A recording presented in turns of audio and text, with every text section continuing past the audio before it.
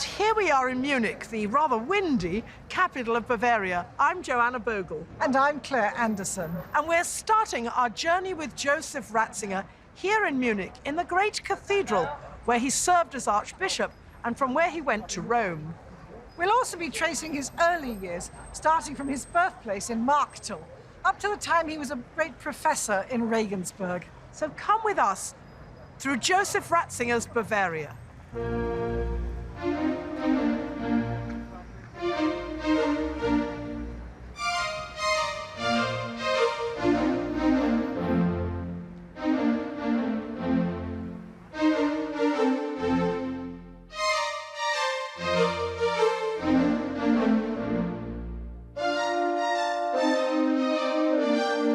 We're standing in Munich's cathedral dedicated to Our Lady.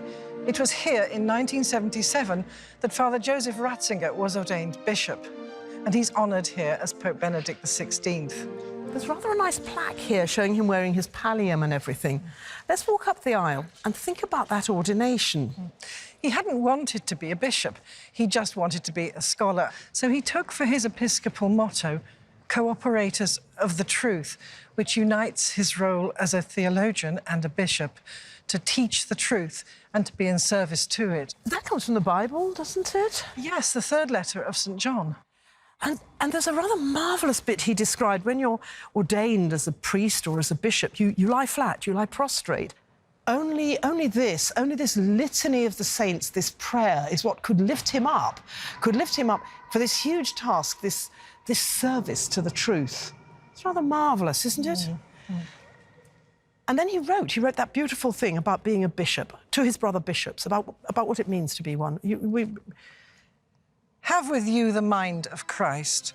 Learn to think the way Christ thought. Learn to think with him. This thinking is not intellectual thought. Rather, it is also a thinking with the heart. The call of Joseph Ratzinger from Professor Joseph Ratzinger to Bishop of Munich was quite a shock. He came to Regensburg with the expectation that he would be able to complete his work. Now he could accomplish what he couldn't achieve during the time of the student revolution. Suddenly, he received the message that he will be the new Archbishop of Munich. He didn't have much time to think about it, but like so many things in his life, he put his own wishes last and complied. And yes, the reception in Munich wasn't enthusiastic at first. On one hand, people were delighted. The population rejoiced in the fact that once again a Bavarian was becoming Bishop of Munich, a man who had grown up in the archdiocese and had studied here, a Bavarian to the core. It's in his character. Joseph Ratzinger is less a German than a Bavarian, and Bavarian Catholicism characterizes his theology as well.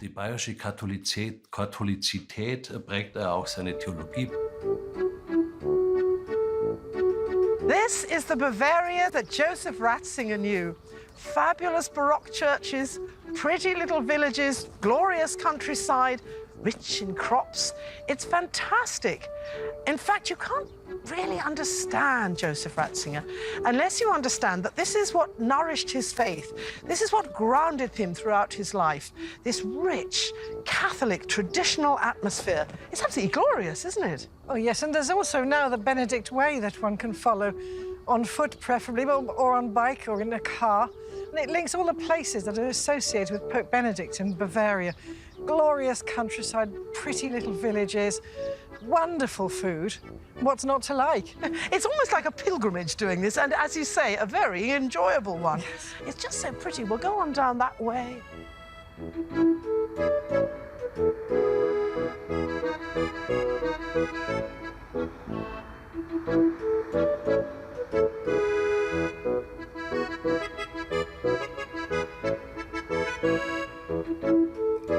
Marktal am Inn, and it's very Bavarian, Catholic Bavaria. Nice coffee and a nice atmosphere.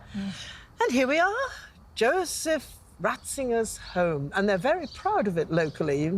And right behind us in the main square is the very house that Joseph Ratzinger was born, a typical Bavarian building. Little shutters. Yes, yes. And he was born in the very early hours of the 16th of April, 1927. Mm-hmm. His father was a village policeman. And that was also the police office, too, which is why it's in the main square here. Mm. It's rather a lovely story about how the parents met. Yeah. Yes, the father had reached his mid-40s and he decided it was time to find a wife. So he took out an advertisement in a local Catholic magazine, advertising for a nice Catholic girl. And he got one reply. Well, that's enough, isn't it, really? Sweet. So they were married in 1920, and 2 years later, their first child, a girl, Maria, was born, and then George followed, and finally, in 1927, was little Joseph. It was always sort of the youngest one, I think, the one they loved. You know, the two other children loved him. Yes. There's a nice story, too, about this shop behind. Today, it's still a shop. It's a chemist. And in those days, it was the village shop. Had everything in it. It's such a nice story. And they had a little teddy bear among the toys in the window. And every day in Advent, little Joseph was 2, the children went across and they looked at the window and they loved this little teddy bear especially. And the lady in the shop even said his name, Teddy. And then once the morning wasn't there. And Joseph wept, little 2-year-old Joseph, and all the children were very sad. And then on Christmas Eve, when they went into the dining room and the tree was lit up and Mother rang the bell, there was the teddy waiting for little Joseph. It's such a sweet story. Apparently, he took that teddy bear with him all his life, and it even went to Rome with him. Oh, maybe he's still got it. Perhaps he's still got the teddy bear. It's so cute. And there's something very villagey about it. When we've had our coffee, I vote the church where he was baptised. They've still got the font and all that. Yes, let's go and see that. Let's go and see that after the coffee, yeah.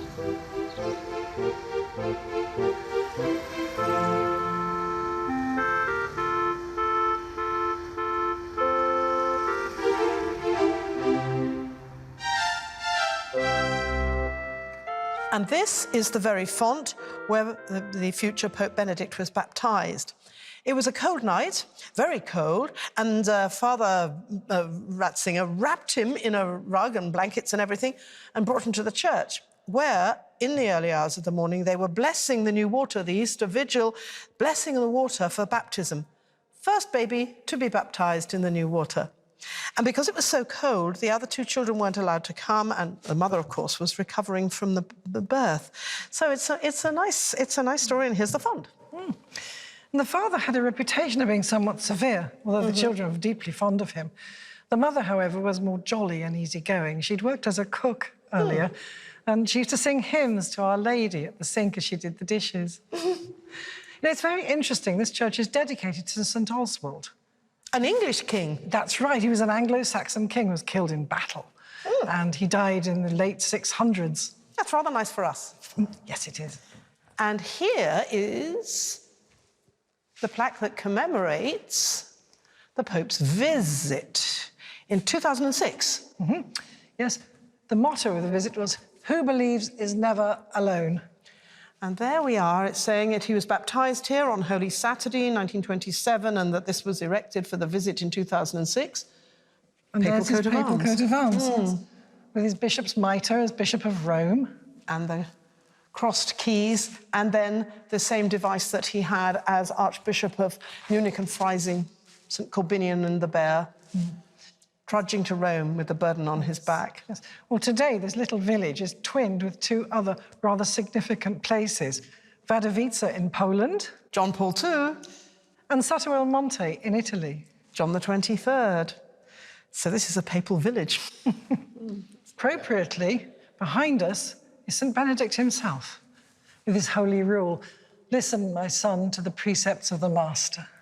Very appropriate that he then obviously takes the name Benedict, and no surprises, really. No, Bavaria is a Benedictine land. It's sometimes called that. It's got very many Benedictine monasteries.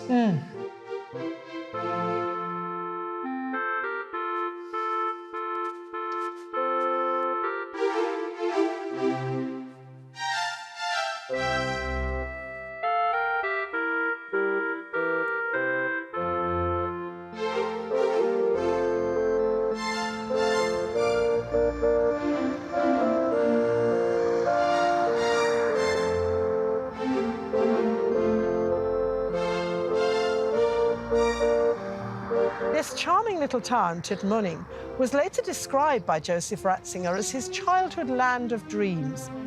When we came here, we found it wasn't quite a fairy tale town. Lots of traffic. And the first thing we saw when looking for any connection with the Ratzingers was the Palais Benedict with a picture of him outside, and today it's a gym. And then the lovely pink house next door with a Latin inscription. Went in there, it's a bank. And the nice girl there showed us round the corner to the place where the Ratzinger family actually lived, a policeman and his young family. So, shall we go and have a look? Let's go and find it.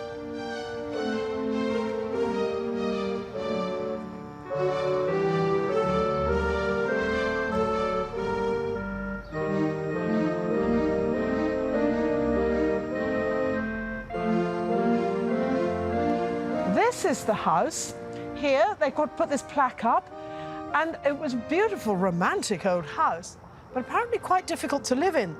Their mother had to go up a couple of flights of stairs, carrying the groceries, carrying wood for the stove, and eventually she bought an old-fashioned Bavarian basket that you put on your shoulders.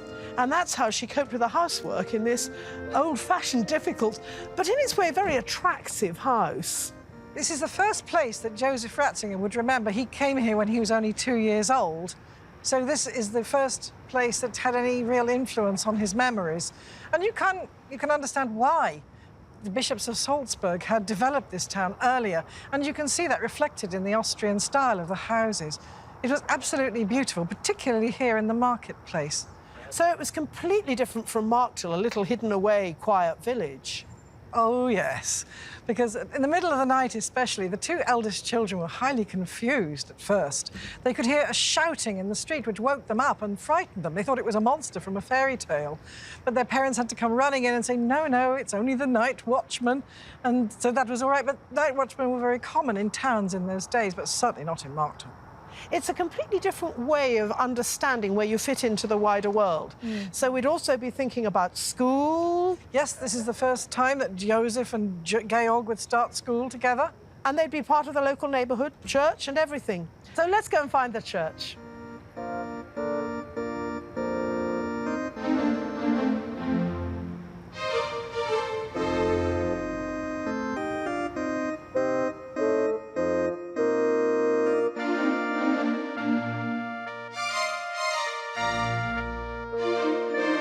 So it was here, in this beautiful church of St. Lawrence, that the young Joseph Ratzinger experienced what he later called the first stirrings of the great mystery of our faith. It was a very happy childhood that they had here. All around the town was the most beautiful countryside, and the family liked to take rambles and hikes, visit local shrines, as they always had done. And the children would also forage for berries and wild herbs where their mother sat and stitched. They were contented and happy, and the children had no worries. They didn't know what was in the background there, the storm clouds. For them, it was the most perfect, simple Bavarian childhood. It's a sad story, isn't it? Because just then is the time when the Nazis began to cast their shadow over Germany, early 1930s. The Ratzinger father, being a policeman, went to some of these meetings and saw what they were like. He had to, be the active policeman taking charge of the rioting and so on that happened, horrible. And he saw they were violent, and he knew that they were playing on people's prejudices and fears. He read a magazine called the Gerade Weg, the straight path, and the young Joseph would remember him waxing indignant about the Nazis and saying how horrible they were and what was going to happen. Yes, and then in 1932, the family moved to Aschau am Inn, another small village rather like Marktil. The father had just said too many things about the Nazis. Indeed, and he's back to being a village policeman. Yes. In fact, their house had the overnight lockup for drunks and so on, and so their mother had to provide an evening meal if there was somebody who was kept there overnight. It was a happy, bucolic, farmhousey sort of place. Oh, and there was a carp pond in the garden, and little Joseph nearly drowned in it. So once he was fished out and so on, they filled it all in. Very much the village life. It was in 1933 that the family's worst fears were realised when Hitler seized power. And it was at that point that the father, Ratzinger, decided that he must buy a house to provide security for the family and finally to set down roots. So he bought a tumble-down old farmhouse on the edge of a town called Traunstein. It wasn't in very good condition, but that was all he could afford. It was what you might call a fixer-upper. So they didn't move there immediately. He still had a couple of years to run before he retired. But then in 1937, he turned 60. And so the whole family piled into a borrowed car and they moved to Traunstein. At that time, Joseph Ratzinger was 10 years old.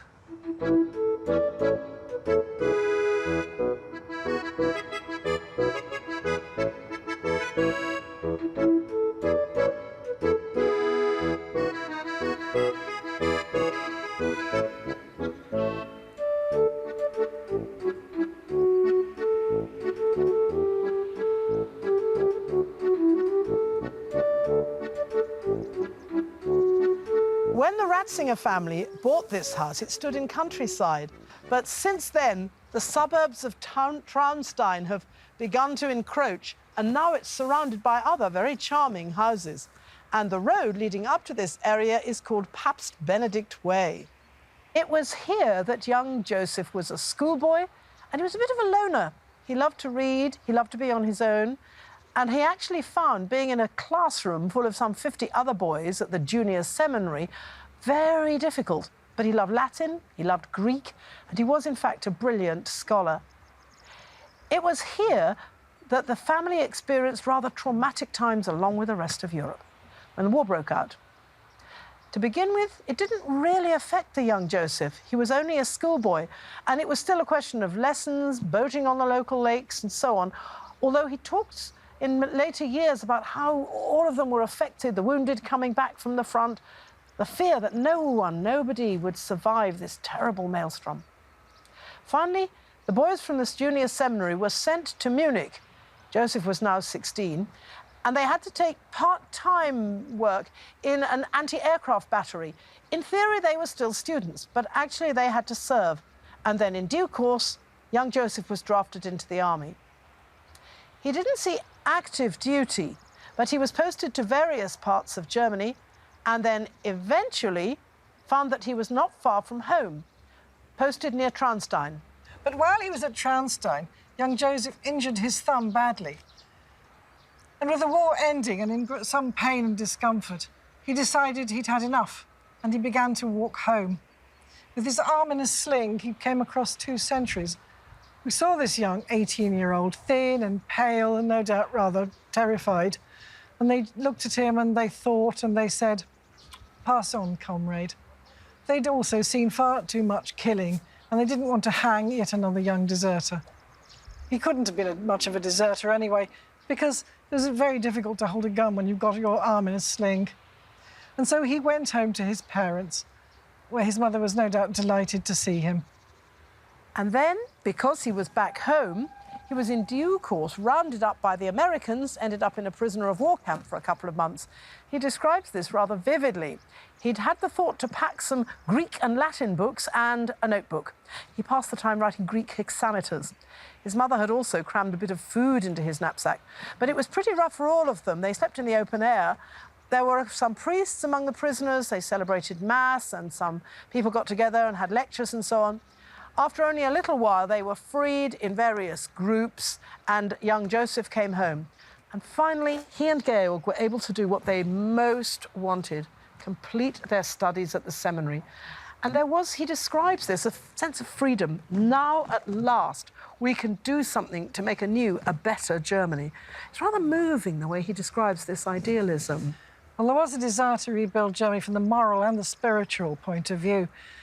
And the 2 boys went happily into the senior seminary in Freising. Joseph was rather fortunate in that his older sister was contributing to his education from working as a secretary in Traunstein. Otherwise, it would have been very difficult for him to go because the family didn't really have the money. But at the seminary, the 2 boys soon became known as Orgel rats and Bucher rats because their future destinies had been decided. The older Ratzinger, Georg, would go into music and his younger brother would become a scholar. And it was also at the seminary that young Joseph Ratzinger met an older student, and together they wrote what would become Joseph's first piece of theology. It was an article about love. 60 years later, Pope Benedict's first encyclical would be called God is Love. And finally, ordination in the cathedral at Freising. Later, Joseph Ratzinger would have a particular, rather powerful memory of this. At the moment when the bishop, it was Cardinal Faulhaber, who'd been a bit of a hero against the Nazis, laid hands on the young Joseph Ratzinger, a little bird, perhaps a lark, somewhere in the cathedral, soared right up and sang and sang and sang, right high up in the dome. And he later said, well, he's not superstitious, but it was as if God was saying, yes, you're on the right path, you're on the right path. And then back to Traunstein, where everybody celebrated the first Mass. And I mean everybody. There are fabulous pictures of this, garlands in the street, little girls in white frocks, and they went from house to house giving a priestly blessing after their first Mass. It was really a festival for the whole village of Traunstein, the whole community celebrating.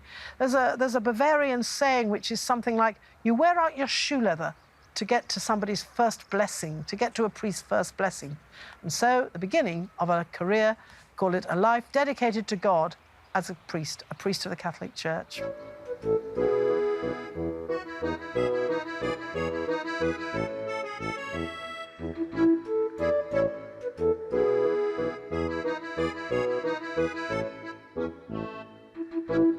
High up over Traunstein, there is this wonderful and historical pilgrimage site, Maria Eck, the mountain shrine. And up here you can really understand the spirit of Bavarian Catholicism and how it was that Joseph Ratzinger could say, as Pope, I belong to the world, but my heart beats Bavarian.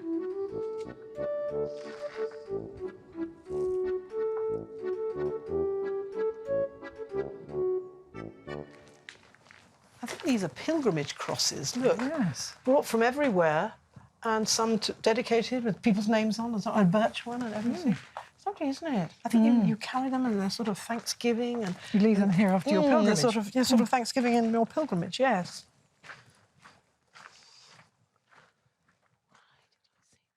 Christina, you're a regular pilgrim here. Tell us about the shrine. There's a very interesting story. In the beginning of the 17th century, men working in the woods had sudden light visions and started to build a little wooden chapel. And then the lights visions were going on, two of them, so they built an altar for the Trinity because they thought it's God, it's a sign of God, these visions. And then they built a bigger little church or bigger chapel made out of wood. They started 1618. And then during the 30s War, the pilgrimages started to come here. Then 1803, during the French Revolution, or after the French Revolution, and when the secularization started, there was a group of people, they wanted to destroy this church. And on top of this group was a priest. But Catholic people didn't want this, and so they hit the priest and the group and defended the church. And lots of pilgrimages come here. You came as a pilgrim, and so did the Ratzinger brothers from Traunstein. That's true. I came here very often because I had relatives living in Siegsdorf at the rim of the mountain. And so it was like I had to go here. I wanted to go celebrate Mass, see the shrine. It's beautiful inside. It's pretty golden, Baroque.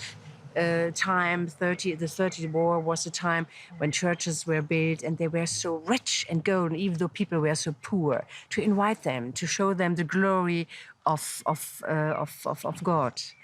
And the Ratzinger brothers also came often here when they were in Traunstein, in the seminary, when they spent holidays here. And they came up here to this Maria Eck shrine. And this sort of shrine on a mountain is very typical of Bavaria, isn't it, really? Yes, it is. I mean, this doesn't look Baroque because you had a lot of times when it was rebuilt. So you see certain types of little bit Baroque. It's more Baroque inside, and outside it's more profane. But a lot of Baroque churches all over the country, all over Bavaria, are showing you that there is God's house, and people were and still are in Bavaria are very Catholic and Christian.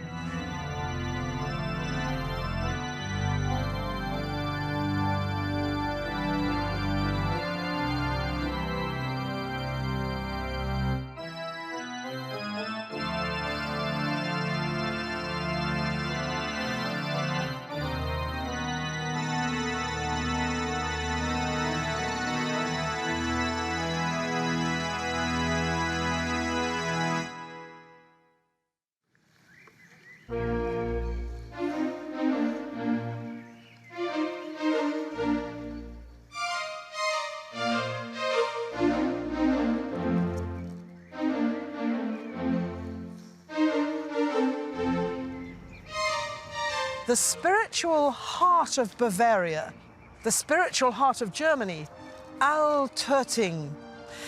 At the heart of it is a statue of Our Lady, a blackened Madonna, blackened by all the smoke of candles. They call it the Lourdes of Germany.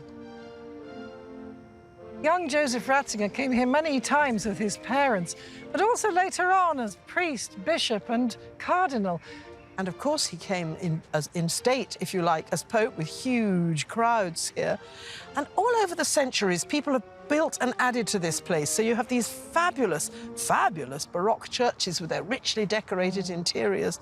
And people come today by coach and by car, and yes, even on foot. Do you remember that poster we saw in the Munich Cathedral advertising a pilgrimage? All the young people were going to be walking here to Altötting. But what I love so much about this chapel are the votive paintings left by people in thanksgiving to the Madonna.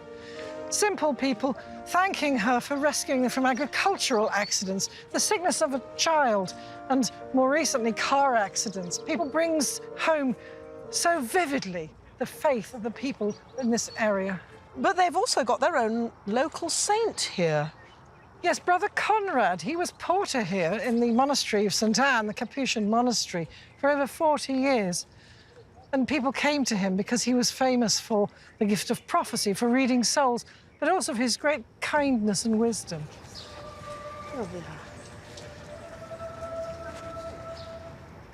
Joseph Ratzinger and the Ratzinger family, they loved St. Conrad, didn't they?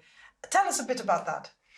Yes, but I think not only the Ratzinger family, but people from all over Bavaria came here and still come here. They love Brother Conrad, our Saint Conrad, and he is important to them.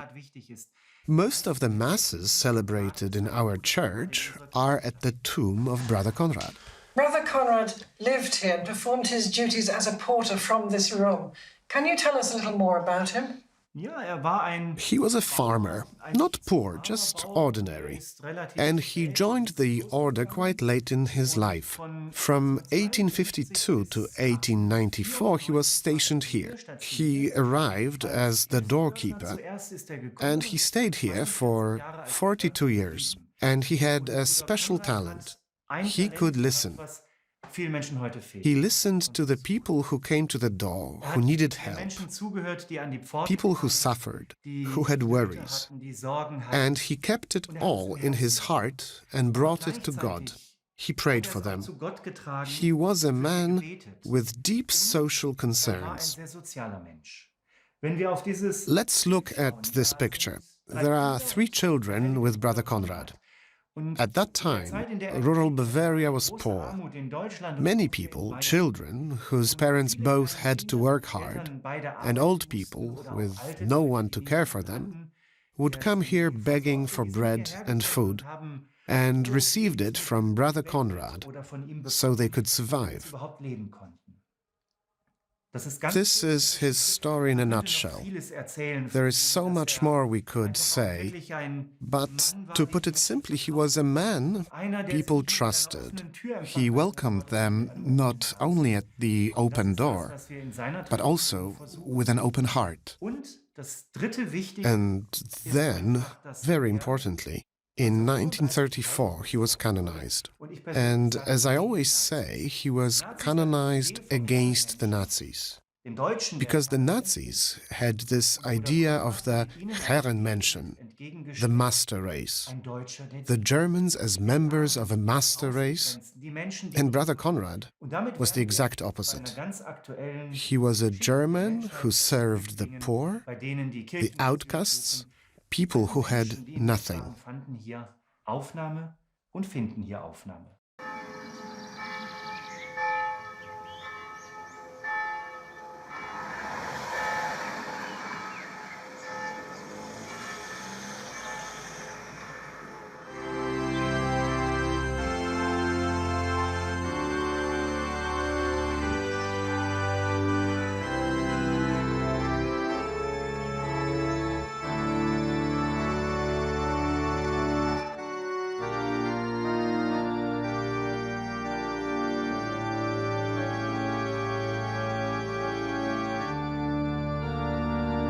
Father, thank you so much for welcoming us to your church. Tell us about the name of this church, Heilig Blut, Precious Blood. It has a special significance, doesn't it, being built in the 1930s? The name of the church is Precious Blood. This church was founded in 1934. Father Blumschein and Cardinal Faulhaber chose this name. Cardinal Faulhaber was well known for building churches which carried in their names a message against the National Socialist regime. I'm thinking of Our Lady of Freedom and Saint Raphael, patron saint of the sick. These churches had direct messages of the Catholic Church against National Socialism. Tell us about Father Alfred Delp, who was pastor here before and during the war. He was able to show us a Germany that was different from the view of the Nazis. Father Alfred Delp was in this parish as a priest from 1941 to 1944 until he got arrested. He was connected to the Moltke Circle, some of whom were involved in the attempt to assassinate Hitler. Here, in this parish, he was known as a brave preacher against National Socialism, and so was his priest colleague, Father Hermann Josef Werle. Father Delp was arrested and killed. There were two other leading people of the anti-Nazi resistance in this parish, the Bavarian ambassador Franz Speer and Major Ludwig von Leontrot. The young Father Ratzinger came here as a new priest. What were his duties then? Preaching, saying Mass, hearing confessions? Did he get on well with the young people? Joseph Ratzinger arrived here at Precious Blood as an assistant priest in September 1951. He worked here for a year. His duties included celebrating Holy Mass, hearing confessions, visiting the school. He taught religion there. He was especially popular with the young people because he was so friendly. There are many good memories of the time he spent here as a curate. People liked him, especially the young. There are many interesting stories. For example, he went with the young people to the carnival, and someone said, "Look, this one's wearing a priest's costume."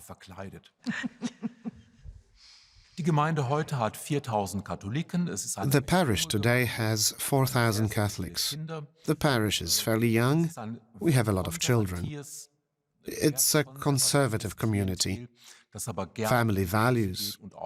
People are glad to go to Mass and to belong to this church. And the door of this church, it's really special, isn't it? The glass door, the red glass door. Tell us the story. Well, the story of this door. It was built in 2009. We wanted to renovate the church, and at the back, the entrance to the church, it was rather dark. I consulted architects and artists, and together we chose this door made of glass, which integrates the theme Precious Blood, note the red color, with the first encyclical of Joseph Ratzinger, Deus Caritas Est, God is Love.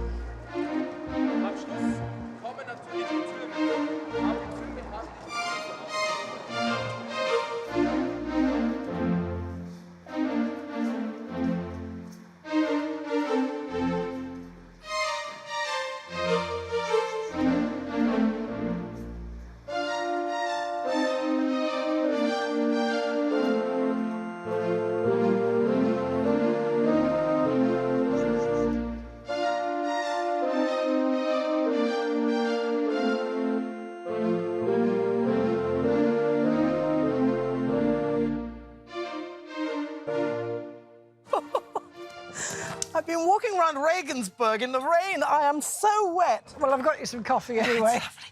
It is the most glorious city. It is the most beautiful place. It's lovely. There's the most fabulous cathedral, Piazza Square. It's just gorgeous. I'm absolutely soaked, but oh, it's lovely. Right, so let's talk Ratzinger.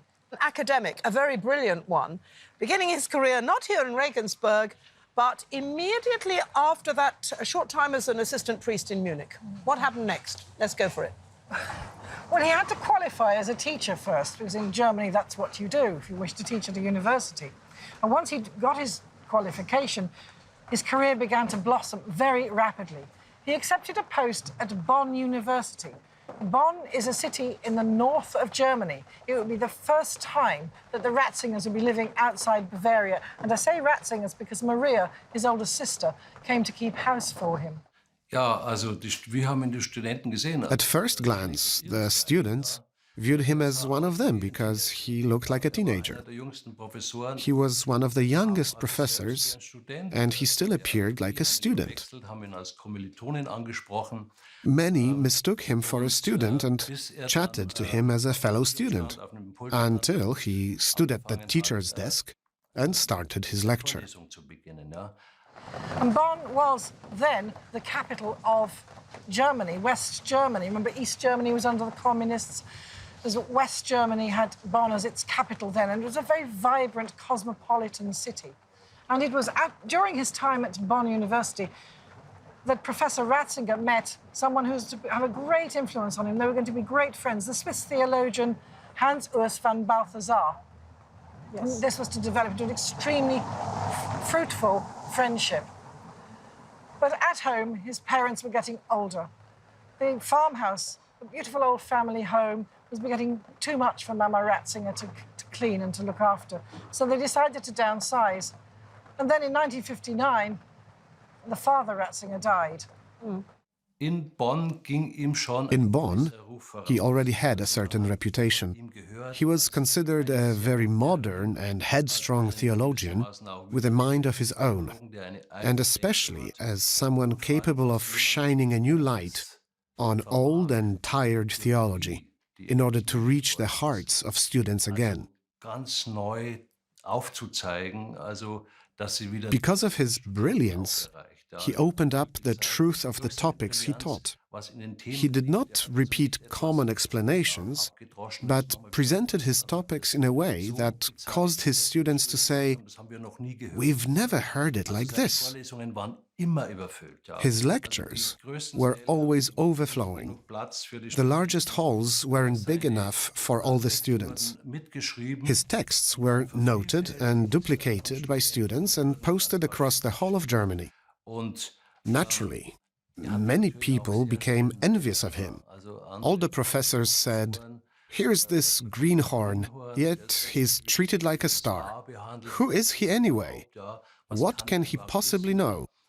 It was not a secret that he had almost failed with his professorship, with his habilitation, with his university boss as well. He did appreciate Professor Ratzinger, but he didn't like him much, a big problem. His academic career was nearly lost at an early stage. But now he was thriving. And as I said, he was the new star in the sky of theology. So a German cardinal started to take notice of him. A cardinal who had been invited to make an important speech at the Second Vatican Council. Cardinal Frings of Cologne was asked to outline to John XXIII the intention of the council. And one of the things that he wanted to do, and he asked Ratzinger to help him, was to talk about the future, the way in which the Church dealt with doctrine and so on.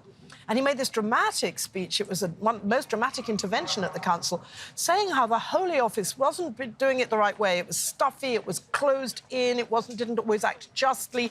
Essentially, the message was sort of that the Church must defend and uphold truth and not just be turned in on itself and This caused a wonderful stir. The speech was written by Ratzinger. The speech was written by Ratzinger. And then there's this story that afterwards Cardinal Frings said, "Send for my red cloak, and maybe the last time I wear it," because the Pope had summoned him. But then when the Pope did greet him, he had indeed summoned him, he said, "That's exactly what I wanted to say. You said everything that was in my heart." Ratzinger really made his mark at the council.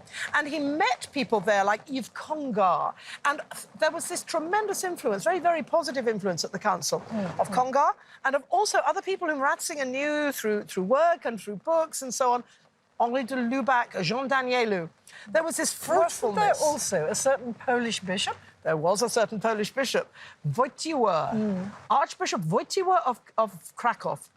They exchanged books and got to know each other by letter, and this became one of the great fruitful friendships of all the Church's history. Yes. And, of course, in a way that nobody could have imagined, this young priest, young Father Ratzinger, was to become Cardinal Ratzinger of the Holy Office, the Congregation for the Doctrine of the Faith in its new form. So, really, the 1960s were an incredibly beautiful and exciting time for the young Ratzinger, and there is this marvellous way in which his life began to mesh with that of the Bishop Wojtyła. Marvellous story. And while all this is happening at the Second Vatican Council, his own academic career is flourishing. Oh, yes. In 1963, he accepted a post at the University of Munster, which was another North German city. It happened to be a much more Catholic city, however, and it was flat. So he was able to bicycle, which he very much liked to do because he never did learn to drive. His sister moved with him. And despite the fact that she still pined for Bavaria, she kept house for him. And she also performed a very useful duty for him in that he would read his lecture notes to her and she would comment on them. In fact, his lectures were always packed out with students. It was standing room only when Dr. Ratzinger was speaking. And it was true that about half of the students present had enrolled for the course. The others were thus there out of interest. He was always popular, wasn't he? Even when the difficult years began, the ghastly 1968, the revolution and all of that. So before that, tragedy struck again to the family because the same year he moved to Munster, his mother died.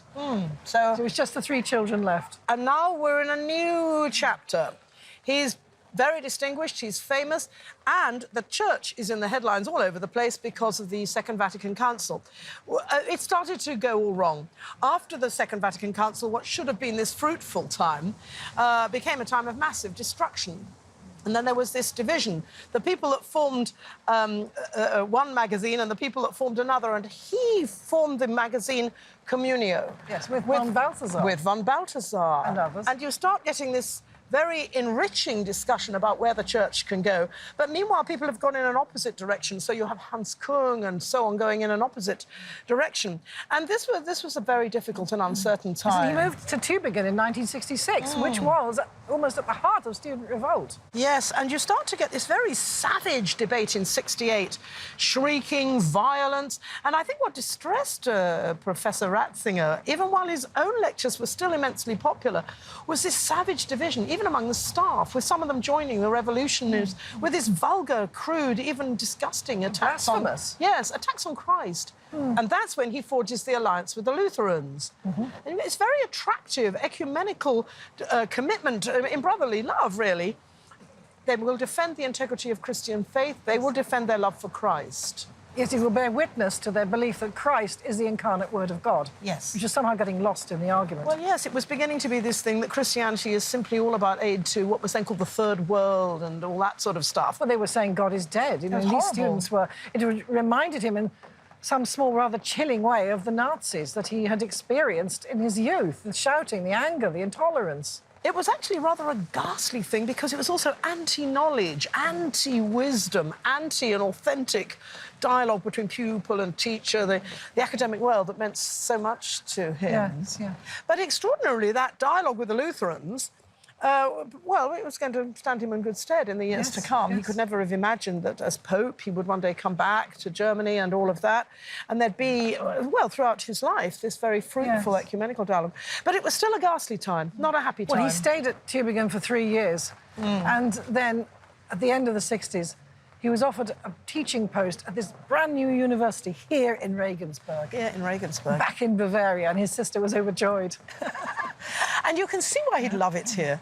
Because even in the rain, it is glorious. Oh, it's beautiful. It's the most beautiful Wonderful, city. old city. On the Danube, Gothic architecture, very somehow appropriate for Ratzinger.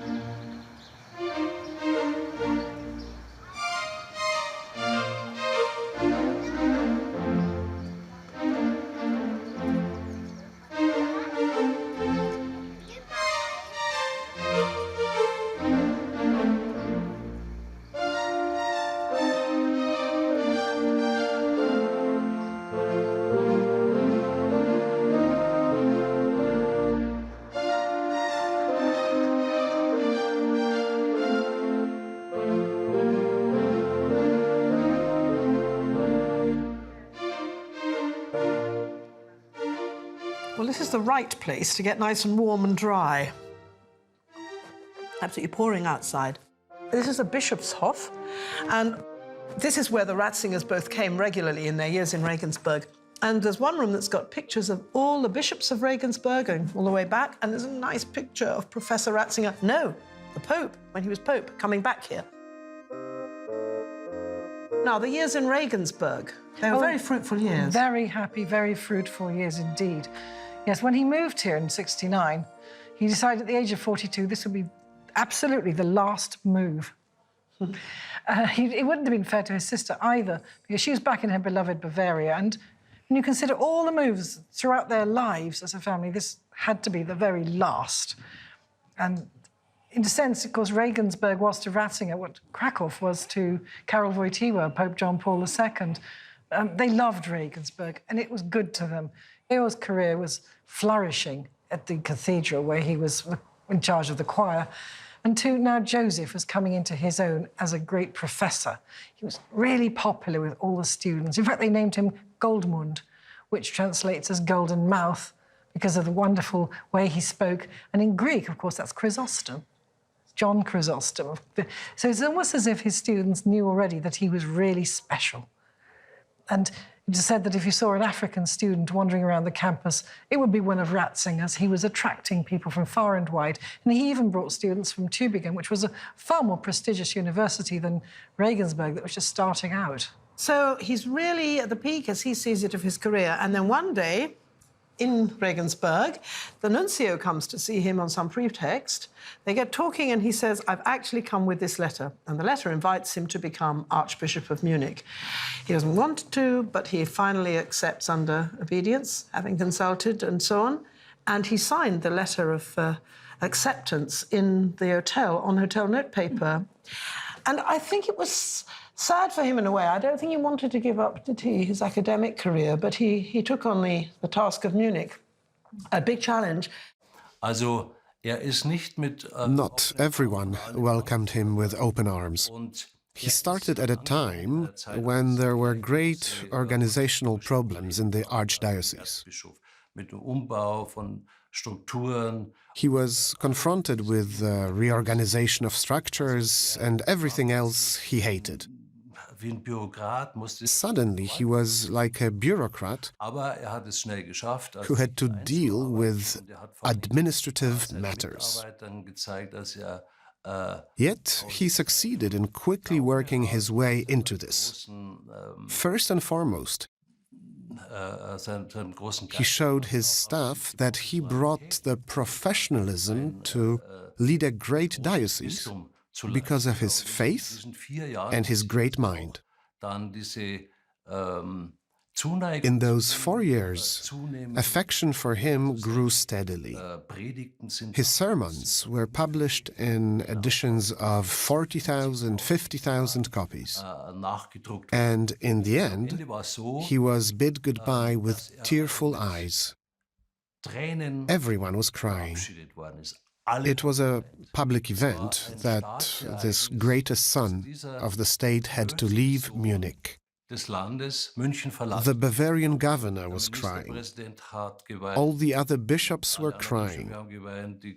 The Catholics and even everyone else were in tears. He had earned great esteem, and his departure was even broadcast live on German television. Something like this had never happened before, and never afterwards. Ultimately, in his time in Munich, he proved his ability to preside over a great congregation. He completed this chapter of his life with great success. It's said that he turned down 3 times the request by John Paul to go to Rome, and he kept explaining correctly that he had a lot to do in Germany, a lot to do in Munich, and apparently John Paul said to him, Munich is important, but Rome is more important. And now we know that was absolutely the case. It was God's will for him. So he did God's will. So the next chapter of his life is written in Rome. Cheers.